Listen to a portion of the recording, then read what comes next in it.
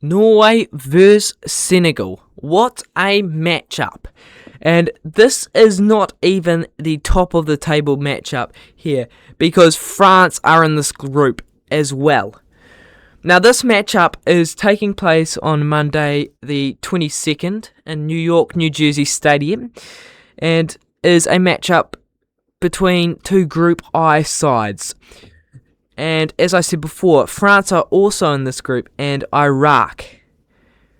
Now, Norway, with their 4-1 win over Iraq, showing a bit of form with 4 games undefeated for them, while Senegal lost to France 3-1, but stuck in the first half and lost their way in the second half. So there was some promising signs there for Senegal.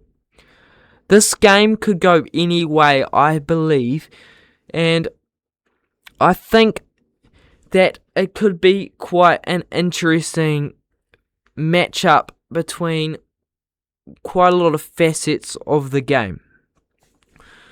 Now, Norway have their strengths with Nusa on the left. He is such a quiet strength for Norway, as of course Haaland is their big key player and Odegaard, but Nusa is on the left is a huge strength as he can stretch the defence and has that speed out wide. Sorloth on the right was barely used last game. That's because they were primarily using Nusa on the left. Senegal, on the other hand, are much more of a transitional attacking side and like to put balls over to their attack. Now, that could be quite useful for them because this Norway side aren't known for their great defence.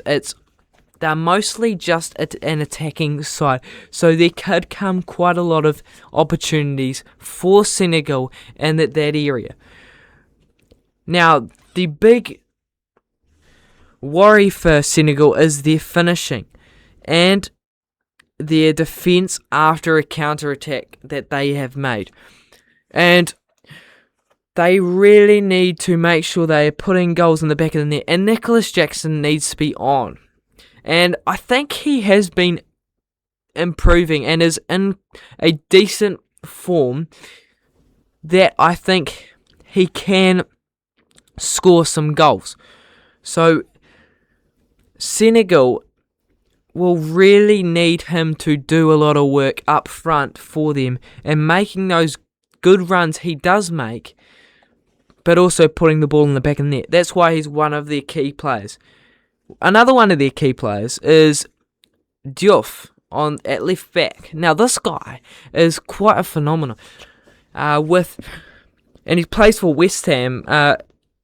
And his runs that he makes from the left and then crosses across the box from the left side are quite useful in attack. And that is where Senegal can use him as a great asset there to find Nicholas Jackson. Those balls over the top could catch Norway out, although Norway are Norway are known to be physical builds, so it could be a difficult matchup and close matchup with those aerial balls. Now, Norway are, as I said before, quite weak with their defence and being together in defence, sticking as a line and not allowing opposition attackers to cross through, and that's been a big issue for them.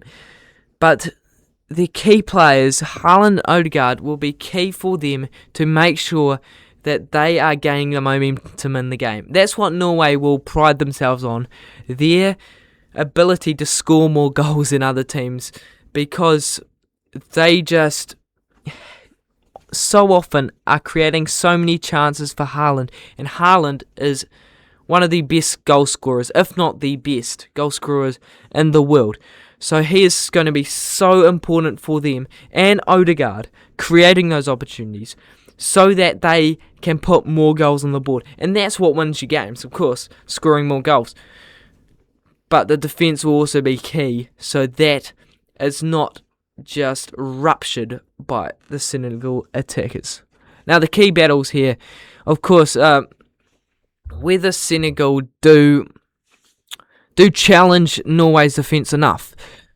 They were working in a bit of a 4-4-2 in defence, with Kamara and Jackson moving up and pressing them, while Ismail Assar was dropping back a bit and creating.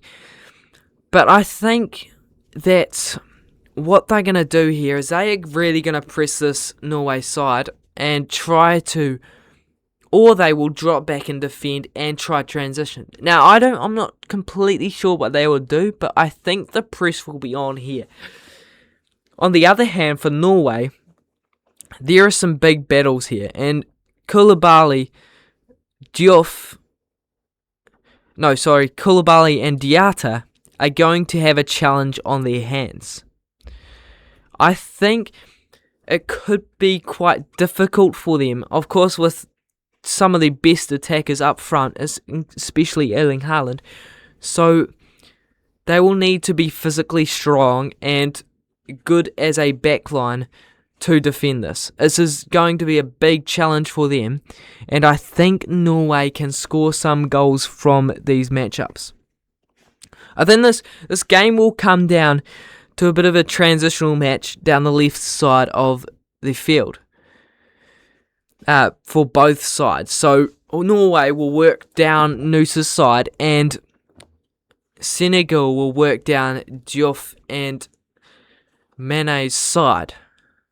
That will mean it'll be quite a exciting, quick match, end to end, and very physical. I'm expecting this game to be very physical, as Norway, of course, are big physical bodies, but I think Senegal want to hit this up with some physical behaviour as well. I think the team that will win this game will be the better team at holding defensive structure, because these two sides are going to struggle against these two attacks, and there's no questioning about that, because these two attacks for both sides are just phenomenal.